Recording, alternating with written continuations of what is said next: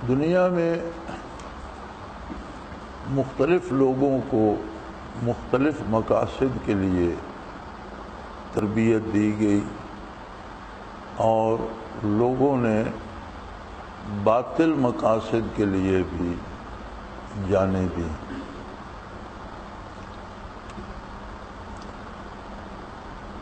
ہمیں ان جان بازوں کا ایک منظم گروہ حسن بن صبا کے ساتھ ملتا ہے تاریخ میں،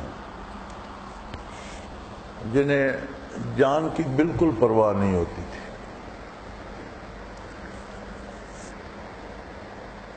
اور خلیفہ وقت کے لیے انہوں نے بڑا مسئلہ پیدا کر دیا تھا۔ ایک دفعہ حکومتی فوج نے انہیں ایک قلعے میں گھیر لیا اور قلعوں کے گرد خندقیں بنائی جاتی تھیں جن میں پانی بھر دیا جاتا تھا، اور قلعے کا دروازہ کھلتا تو وہ پل بن جاتا۔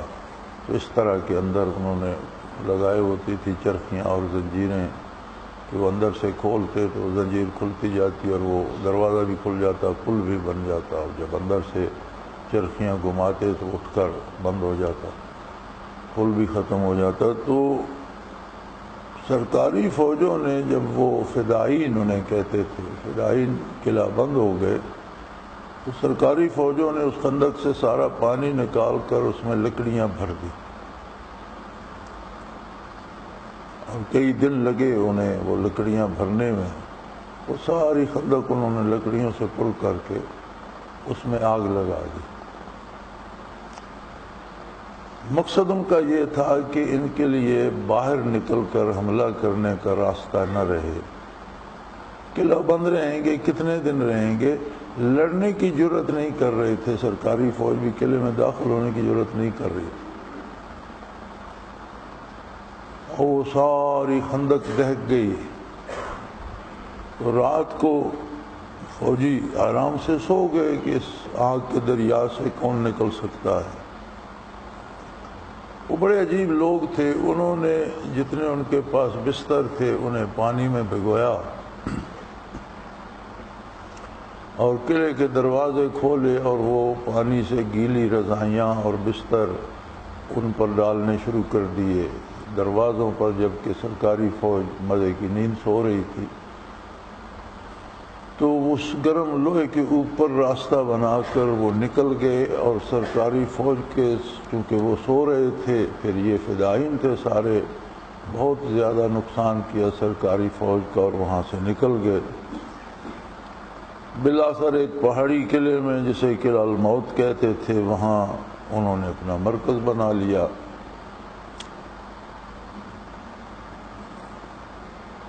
اور اپنا نظام انہوں نے جاری رکھا، اور اسلام کو بہت زیادہ نقصان ان فدائین نے پہنچایا۔ بڑے بڑے نامور علماء، جرنیل ان کے ہاتھوں شہید ہوئے، کہیں وہ باورچی بن کے ملازم ہو جاتے، کہیں کسی کی گارڈ میں شامل ہو جاتے، کہیں کسی طرح سے قربت حاصل کر کے موقع پاتے شہید کر دیتے، اور خنجر سے لڑنے کی انہیں خاص تربیت دی جاتی تھی، اور چھوٹے باریک خنجر ان کی آستینوں میں چھپے ہوتے تھے۔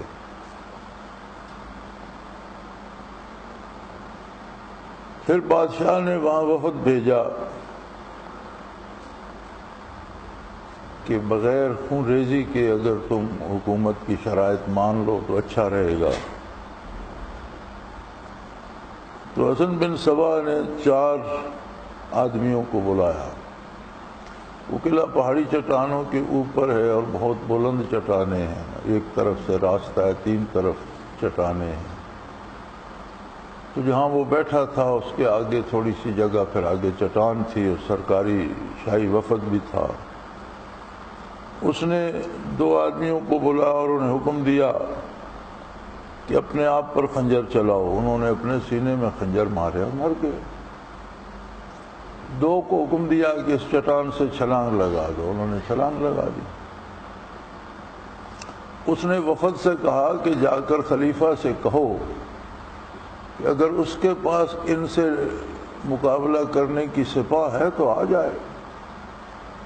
یہ تو میرے پاس تو جتنے لوگ ہیں یہ صرف موت کا انتظار کر رہے ہیں. اگر تمہارے پاس بھی ایسے فوجی ہیں جو جان دینا جانتے ہیں تو آ جاؤ، مقابلہ ہو جائے گا، ورنہ میں قلعے سے باہر نہیں آ رہا اور تم اس پہاڑی میں مت آؤ. تو حکومت نے اسی میں عافیت سمجھی کہ ہم اس قلعے میں نہ جائیں اور وہ باہر نہ آئیں. اپنی زندگی میں اس پہ قابض رہا، لیکن اس نے ان لوگوں کو اس مقام تک لانے کے لیے بہت جتن کیے تھے. انہی پہاڑوں میں اس نے ایک جنت بنائی تھی جو باقاعدہ جتنی تفصیلات جنت کی ملتی ہیں اس طرز پر اس نے بنائی تھی. دیواروں کے اندر خواہ پتھر تھے لیکن باہر جواہرات اور شیشے اور آبگینے اس طرح لگے ہوئے تھے کہ ہر دیوار شیشے کی یا ہیروں کی یا موتیوں کی نظر آتی تھی. اس نے ان میں سونے اور چاندی کے درخت لگوائے بنوا کر اور ان پر ہیرے اور جواہرات کے پھل لگوائے. اتنا لوٹا دنیا کو. اس میں دودھ اور شہد کی نہریں بنائیں،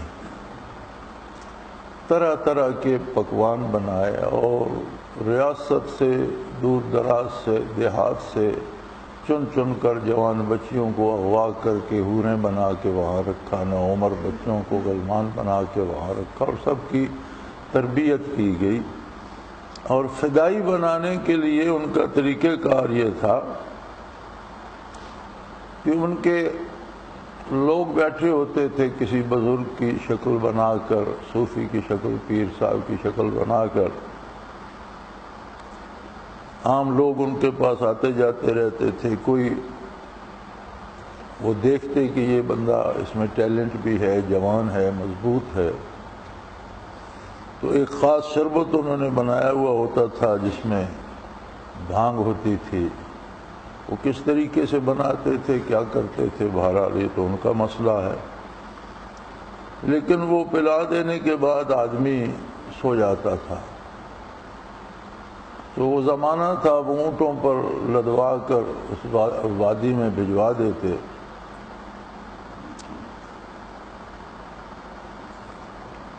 اور وادی میں وہ اس صورت میں اس کی آنکھ کھلتی کہ وہ کفن میں لپٹا ہوا ہوتا اور کافور وغیرہ لگا ہوا ہوتا، تو کسی دالان میں یا کسی سبزہ زار میں پڑا ہوتا. اسے ہوش آتا تو اپنے آپ کو کفن میں پاتا اور سمجھتا کہ میں مر چکا ہوں، اور ارد گرد وہ پھولوں کی بہار اور حوریں اور وہ محلات وہ دیکھتا تو سمجھتا جنت میں آ گیا ہوں.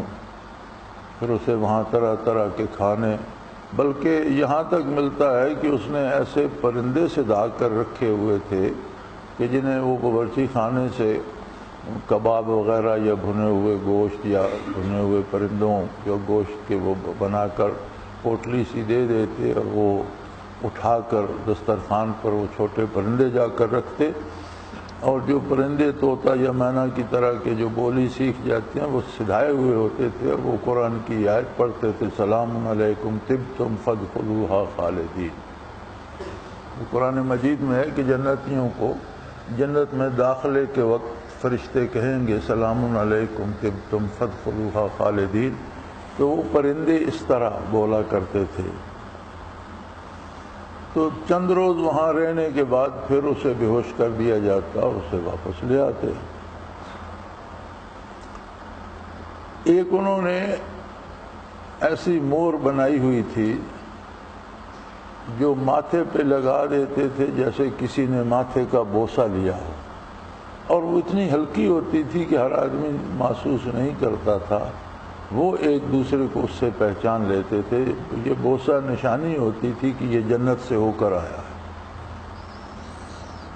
اب ایک آدھ دن اس نے وہاں گزارا ہوتا تھا تو وہاں کی عمارات، وہاں کی مال و دولت، وہاں کی، اور رات کو وہ دور ایک پہاڑ پر آتش بازی چلاتے جس سے در و دیوار چمک اٹھتے، روشنی ہو جاتی تو سارے وہ لوگ سجدے میں پڑ جاتے کہ یہ اللہ رب العزت اپنا جلوہ دکھا رہا، اور حسن بن صبا خود خدا ہونے کا مدعی تھا۔ تو وہ جب باہر آتا تو اسے پھر وہ طلب ہوتی جنت میں جانے کی، چنانچہ اسے جنت میں جانے کے لیے فدائی کے طور پر تیار کیا جاتا تھا، اس کے ذمہ لگا دیا جاتا فلاں عالم کو شہید کر دو، یا فلاں نامور جرنیل کو شہید کر دو، یا فلاں کام کر دو تو دوبارہ تم وہاں پہنچ سکو گے۔ فدائین کی تاریخ میں یہ ملتا ہے کہ صلاح الدین ایوبی رحمۃ اللہ تعالی علیہ کی جو ذاتی حفاظتی گارڈ تھی اس میں بھی شامل ہو گئے، اور ایک دن ایک کیمپ سے نکل کر پہاڑیوں کی طرف سلطان نکل گئے تو ایک ہی محافظ ساتھ تھا، اور عجیب بات ہے کہ وہ وہی فدائی تھا۔ تو جب کیمپ سے تھوڑی دور نکل گئے تو اس نے حملہ کر دیا، لیکن سلطان بہت دلیر، بہت جانباز اور بہت اچھا فن سپاہ گری کا ماہر تھا، سلطان نے اسے قتل کر دیا بجائے اس کے کہ وہ سلطان کو قتل کرتا، یعنی یہاں تک وہ پہنچ جاتے تھے۔ پھر اس سے فائدہ اٹھایا بیبرس نے۔ بیبرس ایک صحت مند، توانا اور دیندار شخص تھا اور فرد واحد تھا۔ اسے جب اس کا علم ہوا تو اس نے ایک طریقہ بنایا۔ انہوں نے پہاڑوں میں دروازے اس کے بنا رکھے تھے، لیکن بڑے عجیب و غریب تھے کہ اندر سے غار آتا تھا، اور جہاں پہاڑ میں غار وہ کھلتا وہاں گھنی جھاڑیاں ہوتیں، اور جو پردہ دروازے سے ہٹتا تھا اس کے اوپر بھی مٹی اور جھاڑیاں ہوتی تھیں، اور باہر کسی جگہ کوئی کل لگا دی جاتی جسے دبانے یا پھیرنے سے وہ دروازہ کھل جاتا یا اندر سے کھولا جاتا۔ تو اس نے بڑی جستجو کے بعد ان میں سے کسی دروازے کو یا دو چار دروازوں کو تلاش کر لیا۔ وہ اکیلا جاتا اور دروازہ کھولتا تو اندر ہر غار کے اندر کے دہانے پر دو دو فدائی پہرے دار ہوتے تھے رات دن، کیونکہ باہر کا تو کوئی نہ امکان ہوتا تھا کسی کے کھولنے کا، نہ خطرہ ہوتا یہ تھا کہ اندر سے کوئی غار کی طرف نہ آئے۔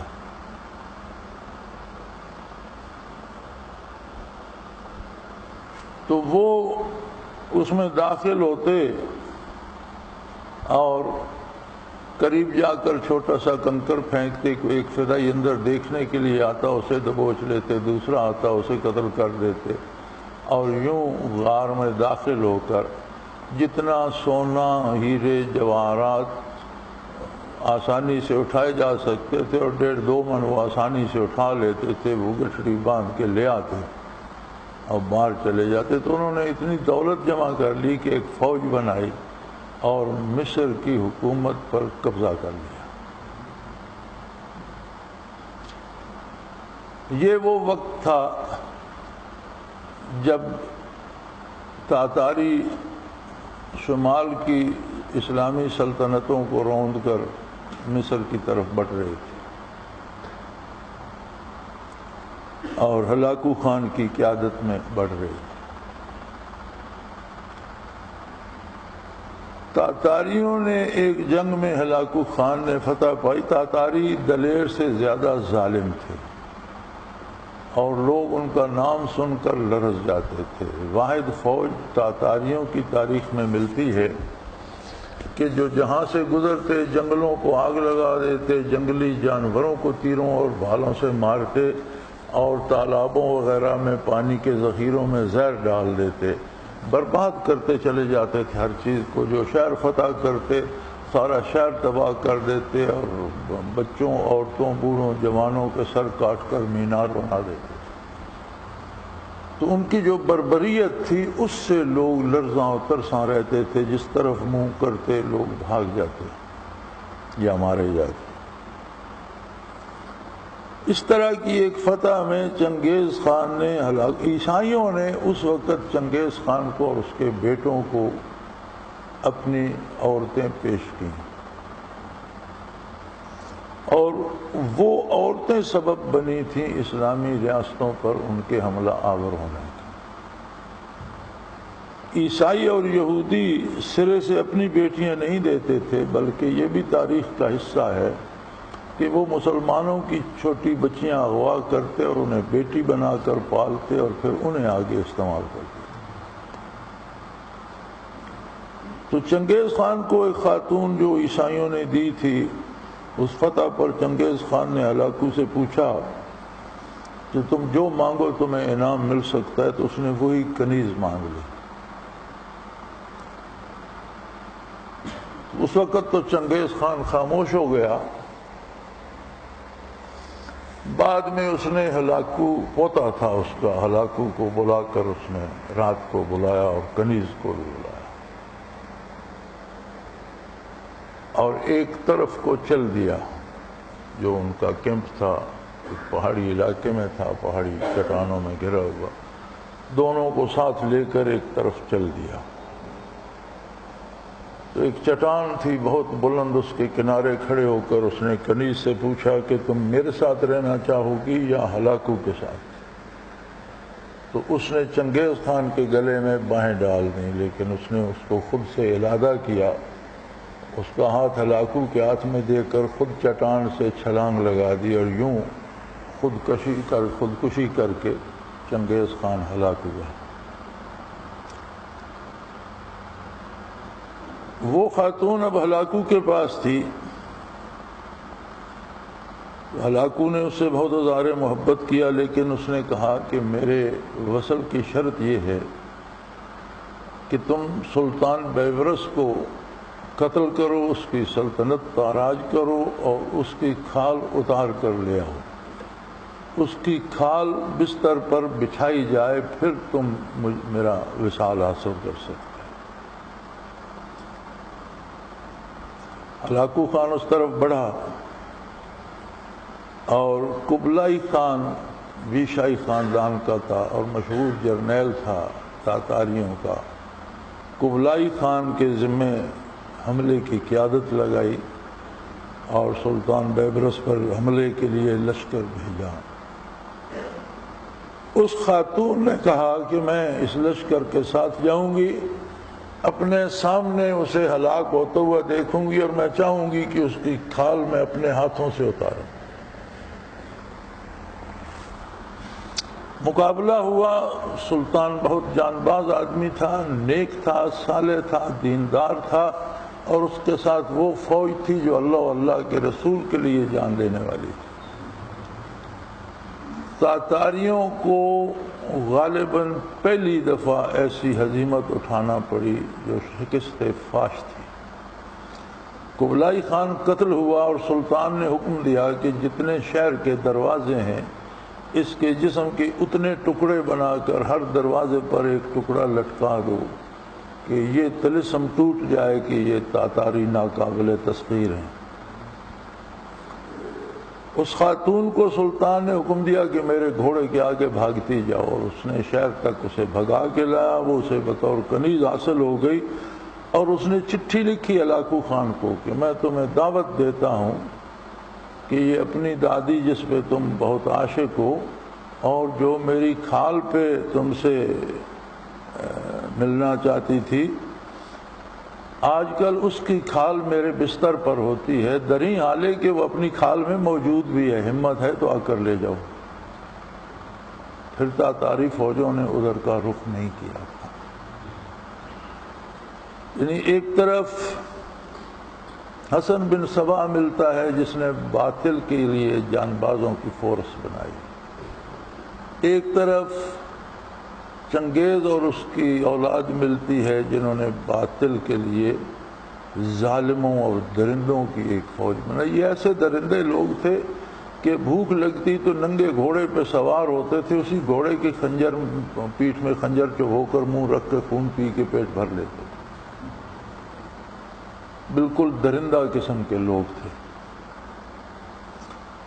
اور اسی زمانے میں انہی کے مقابلے میں سلطان بیبرس ملتا ہے جس نے انصاف، عدل اور حق کی حفاظت کے لیے جان باز فورس بنائی اور اس درندہ فورس کو شکست فاش سے دوچار کیا۔